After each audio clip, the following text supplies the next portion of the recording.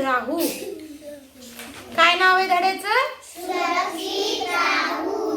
चला सगळ्यांनी आता हे पान उघडलेलं आहे. हा मग वाचूया का आता आपण सगळेजण? ठीक आहे. चला आता पहिल्या चित्रामध्ये पांढऱ्या रंगाचं जे लिहिलेलं आहे त्याच्यावर बोट ठेवूया. माझ्या मागे आता फक्त तुम्ही लक्ष द्यायचे. मी वाचते. हा. चारू मीरा स्वयंपाक घरात खेळू नका. बघा इथे 4 चित्र दिलेले आहेत. पहिल्या चित्रात काय सांगितलंय? तिथं एक माणूस म्हणजे बहुतेक बाबा असावे. बाबा काय म्हणतायत? चारू मीरा. बघा त्या दीदींचं नाव काय आहे? चारू मीरा. स्वयंपाक घरात खेळू नका. म्हणजे ते कुठं खेळतायत? किचन मध्ये खेळतायत. बरोबर. स्वयंपाकघर म्हणजे काय? किचन. किचन मध्ये कधी खेळत असायचं का रे? किचन मध्ये कधी खेळायचं असतं का? नाही. तर बाबा त्यांना ओरडतायत, चारू मीरा स्वयंपाकघरात खेळू नका. बघा ते कोणता खेळ खेळत असतील बरं? हा हे पकडा पकडी खेळतायत. आणि तिथं बघा गॅस दाखवलेला आहे आणि गॅसवर पातेलं ठेवलेलं आहे. बरोबर. आणि गॅस सुरू आहे. मग स्वयंपाकघरात खेळणं बरोबर आहे का? नाही. चला पुढचं आता चित्र बघूया.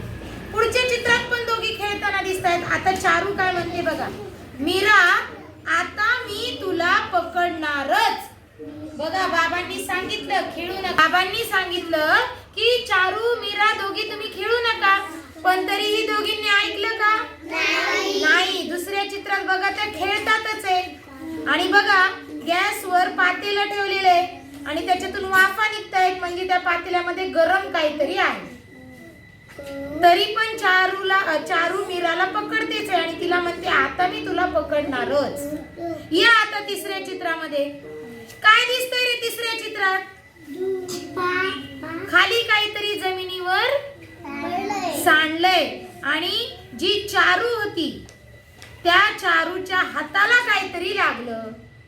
बरोबर की नाही? मग आता मीरा काय म्हणते बघा, बाबा लवकर या, चारूचा हात भाजलाय. बघा बाबा सांगत होते स्वयंपाकघरात खेळू नका, तरी पण चारू मीराला पकडत होती आणि पातेल्यात गरम काहीतरी होतं. बहुतेक त्यांचा धक्का लागला आणि ते खाली पडलं. आणि ते कोणाच्या हाताला लागलं? चारूच्या हाताला लागलं आणि तिचा हात काय झाला? भाजला. म्हणूनच बाबा म्हणत होते स्वयंपाकघरात खेळू नका. मीराने बाबांना हाक मारली. बघा आपल्याला असं काय झालं की आपण लगेच घाबरतो, हो की नाही? ती लगेच म्हणली बाबा लवकर या, चारूचा हात भाजलाय. चला आता शेवटचं चित्र बघूया. बघा शेवटच्या चित्रात आता चारूला कुठे झोपवलंय? कॉट वर झोपवले आणि तिच्या हाताला बाबा काहीतरी लावतायत. काय लावत असतील? हळद. मलम लावतायत. मलम. बरोबर की नाही?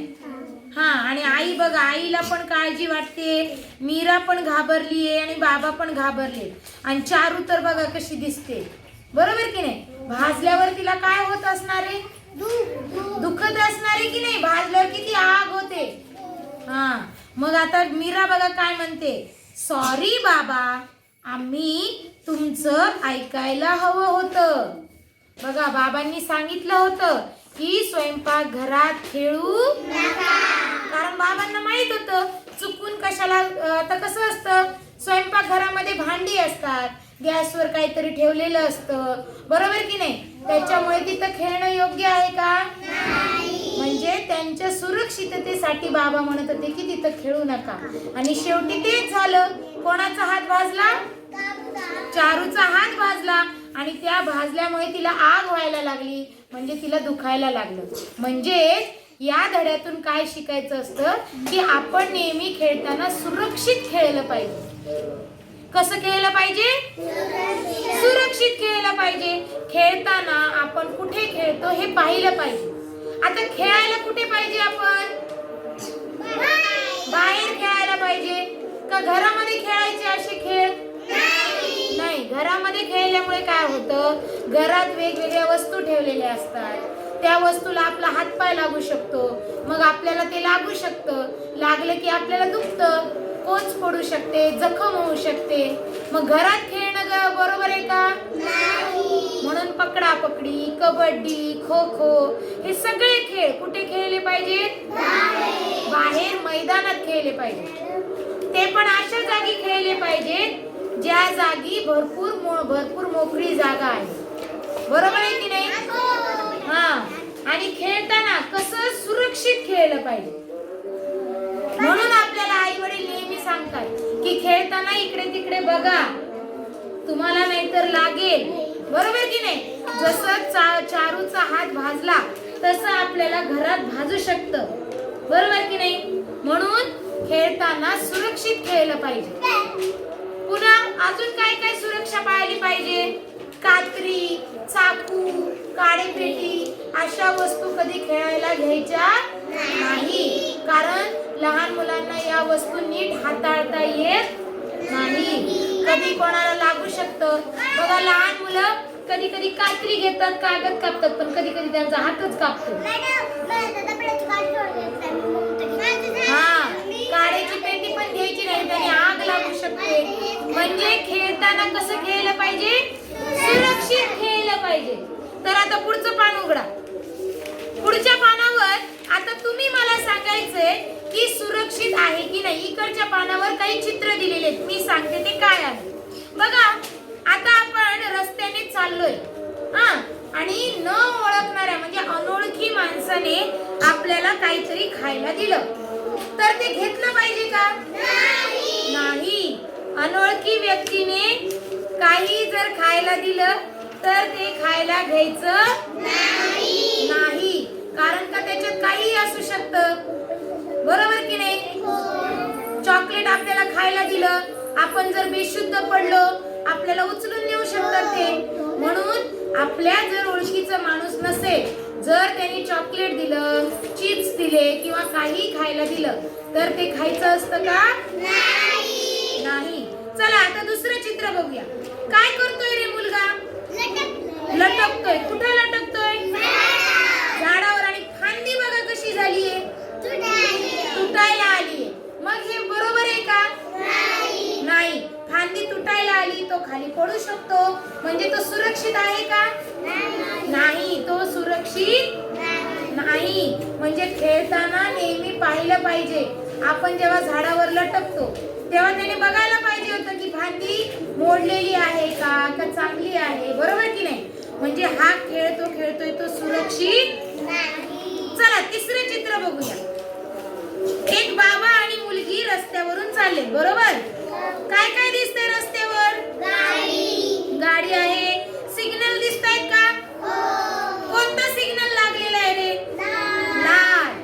आणि मुलगी असा हात दाखवते, म्हणजे काय? थांबा, मला जाऊ द्या. मग तिने जे दाखवलंय ते बरोबर आहे का?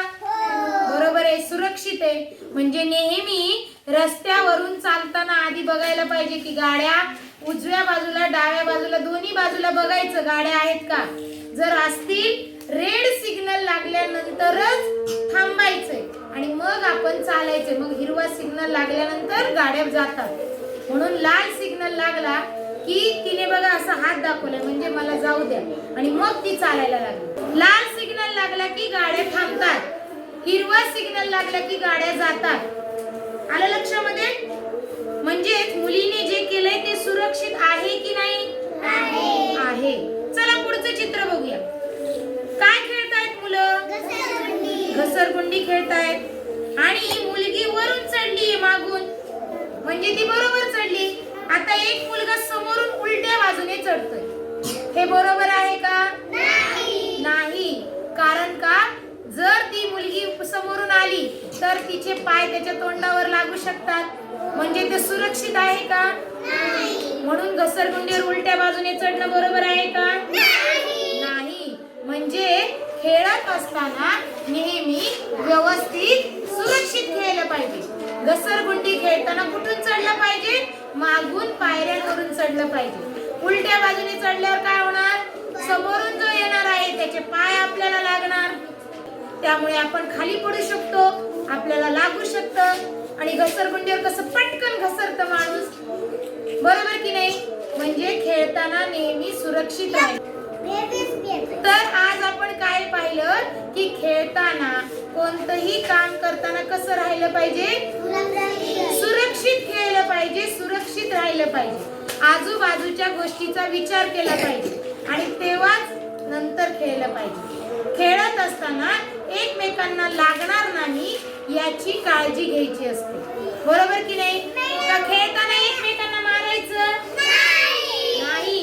कधी कोणत्या व्यक्तीने आपल्याला काही दिलं तर ते घ्यायचं का? नाही. रस्त्यावरून चालताना दोन्हीकडे बघायचं का नाही?